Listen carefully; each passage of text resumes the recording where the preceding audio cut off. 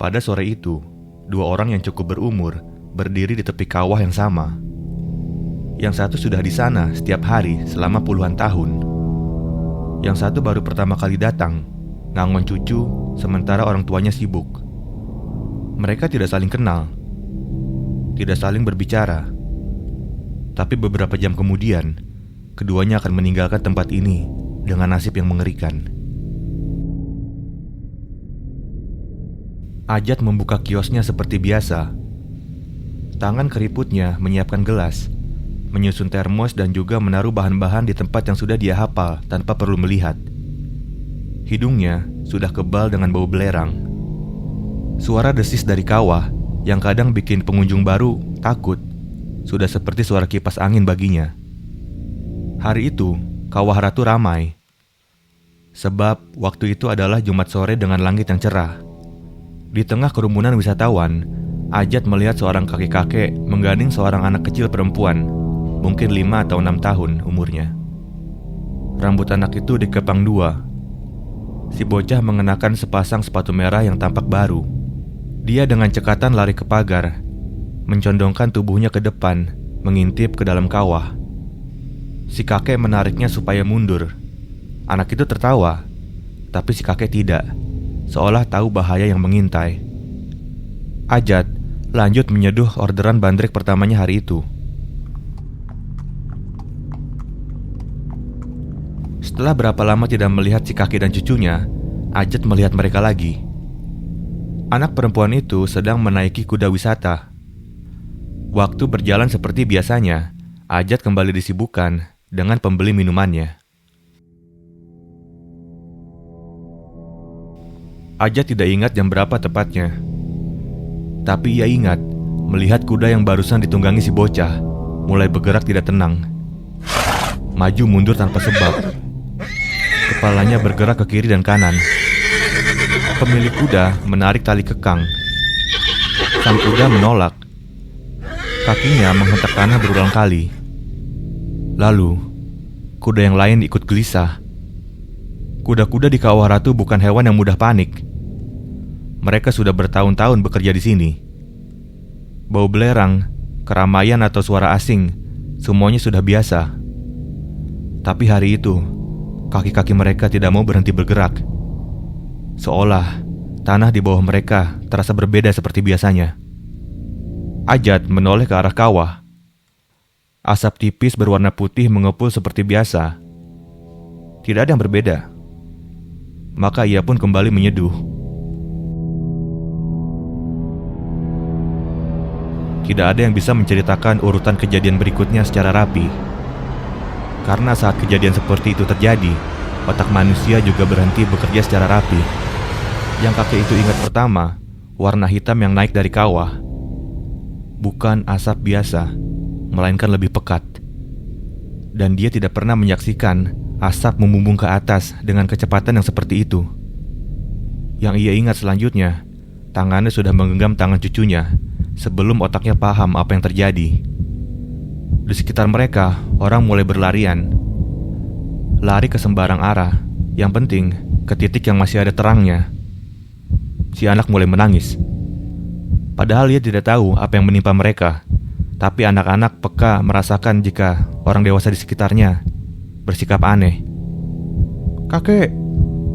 Kakeknya tidak menjawab. Napasnya sudah habis dipakai untuk berlari. Lalu, langit mulai menjatuhkan sesuatu. Sesuatu yang halus, seperti tepung terigu, tapi warnanya asing dan baunya menusuk sampai tenggorokan.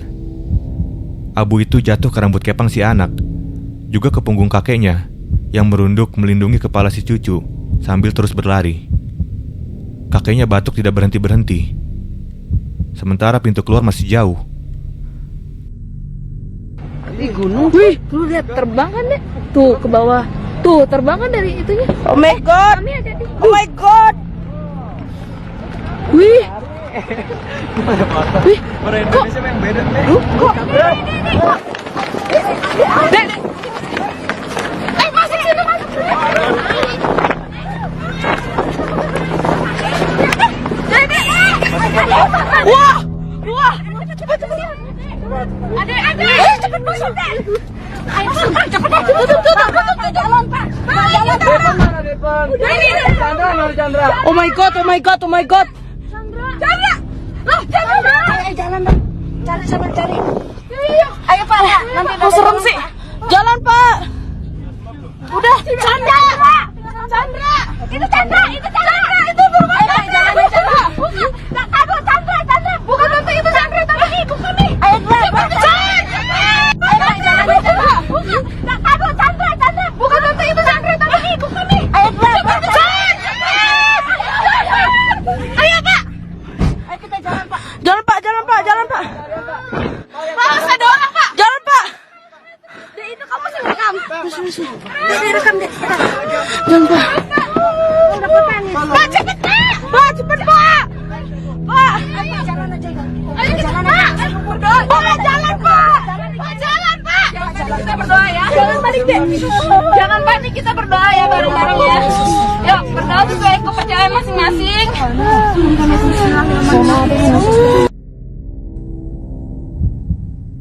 Ajat tidak berlari. Ia berdiri di depan kiosnya, memandang kawah yang sudah tidak terlihat, tertutup gumpalan hitam yang terus naik, menggelapkan langit sore yang tadinya cerah. Abu mulai mendarat di bahunya. Ia ambil kain kemudian dibasahi dan ditutupkan ke mulut dan hidungnya. Pelan, tidak terburu-buru. Lalu ia membereskan barang dagangannya. Gelas demi gelas, termos demi termos. Ketika selesai, kawasan sudah kosong. Kios-kios di sebelahnya ditinggalkan terbuka. Ada uang kembalian yang masih di meja. Ada kompor yang masih menyala. Jejak kaki berceceran ke banyak arah di atas abu yang terus turun. Tidak ada suara manusia. Hanya desisan dari kawah, lebih keras dari biasanya. Ajat akhirnya menutup kiosnya. Berdiri sebentar, memandang sekelilingnya. Beberapa alas kaki tertinggal di sana, termasuk milik anak kecil. Lalu ia jalan ke tepi jalan raya, menunggu kendaraan, kemudian meminta tumpangan. Ia adalah orang terakhir yang meninggalkan Kawah Ratu hari itu. Pada hari ini sekitar pukul 15.48 waktu Indonesia Barat dan memunculkan kolom abu setinggi 200 meter. Informasi dari Badan Geologi Kementerian SDM, erupsi terjadi selama 5 menit 30 detik. Abu yang keluar dari kawah saat erupsi. Apakah yang sebetulnya terjadi di bawah tanah? Di bawah tanah yang diinjak semua orang hari itu, selama berminggu-minggu sebelumnya, air tanah menyusut karena musim kemarau. Air yang tersisa bersentuhan dengan batuan yang sangat panas. Maka air terperangkap dan mendidih di dalam batu.